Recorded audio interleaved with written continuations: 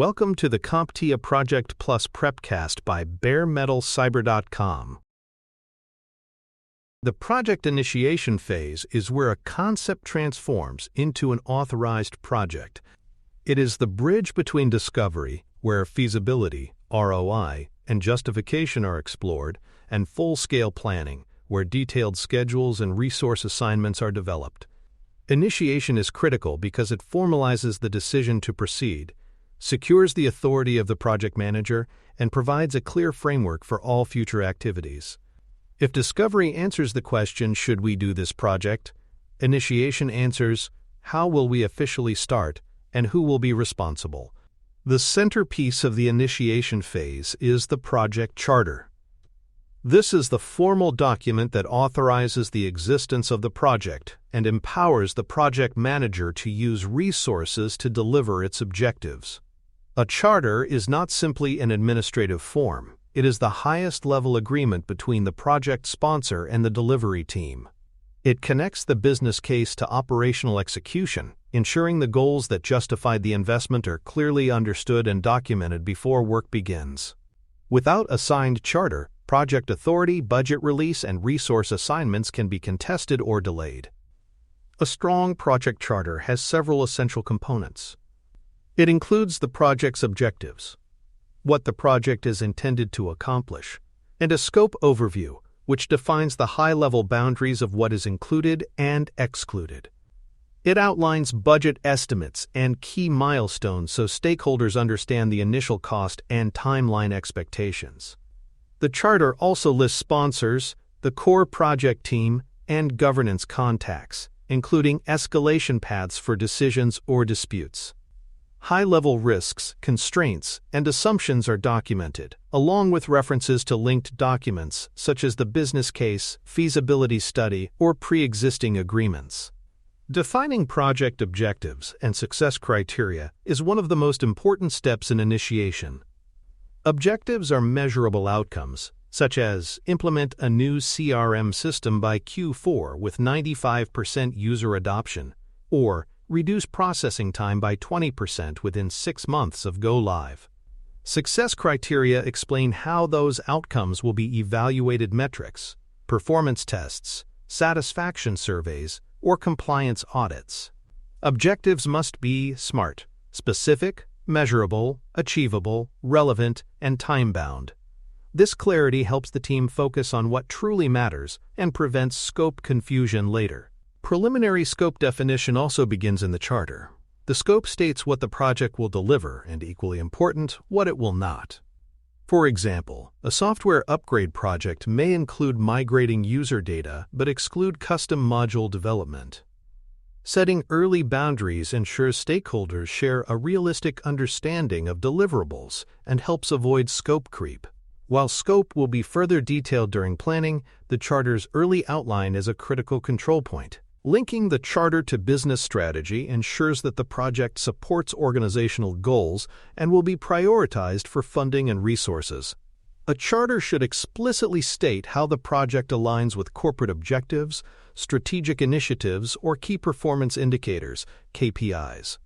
Projects disconnected from strategy often struggle to secure ongoing support, especially if competing priorities emerge. By showing clear strategic value, the charter strengthens the project's position in the portfolio. Once the charter is complete, it must be approved and distributed. Approval is typically granted by the project sponsor or a steering committee, and this sign-off often triggers the release of budget and resources. Distributing the charter to the core team and key stakeholders promotes alignment from day one. Visibility is essential. Everyone involved should understand the project's purpose, boundaries, and governance structure. Sharing the charter fosters a shared sense of purpose and reinforces the authority of the project manager. For more cyber-related content and books, please check out cyberauthor.me. Also, there are other prepcasts on cybersecurity and more at baremetalcyber.com. Once the charter is approved, it becomes more than just a kickoff document. It acts as a governance tool throughout the project.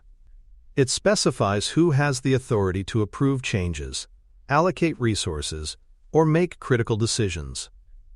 This clarity is vital for preventing disputes later especially in high-stakes or cross-functional projects where multiple leaders may try to influence direction. The Charter also defines escalation paths, ensuring that when conflicts arise, the project manager and team know exactly where to turn for resolution. Having this governance framework in place early keeps decision-making efficient and consistent. A well-written charter also plays a role in clarifying project boundaries.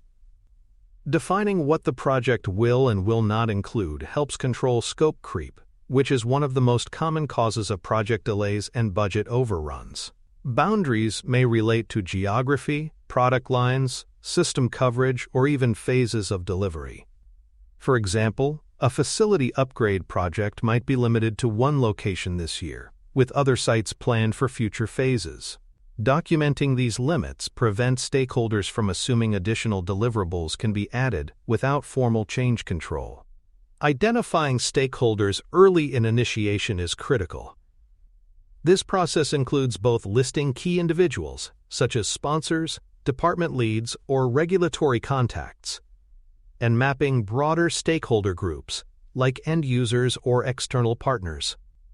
Understanding who has influence, who will be impacted, and who can champion the project enables better communication planning and risk mitigation. Early identification also helps surface potential blockers, so strategies can be developed to manage their concerns or resistance. The Charter should also include high-level assumptions and constraints.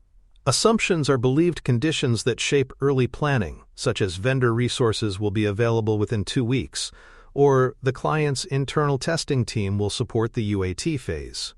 Constraints are fixed limits like budget caps, regulatory deadlines, or technology platform requirements. Documenting these elements early builds transparency and allows all parties to understand the factors shaping initial feasibility. High-level risk identification starts in the initiation phase as well. While detailed risk analysis happens during planning, the Charter should capture known or expected threats, such as potential delays in permit approvals or dependency on a third-party vendor with limited capacity.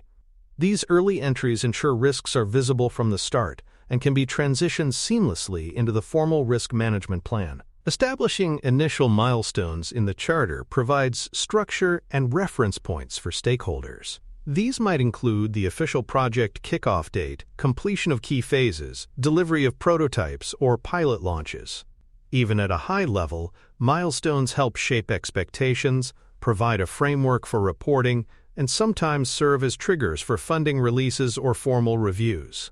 As the schedule is developed during planning, these milestones will be refined, but their early inclusion in the Charter ensures everyone understands the major checkpoints ahead. Communicating the Charter to the project team is a step that should never be overlooked. A kickoff meeting is often used to present the Charter in detail, walk through objectives and scope, and answer questions.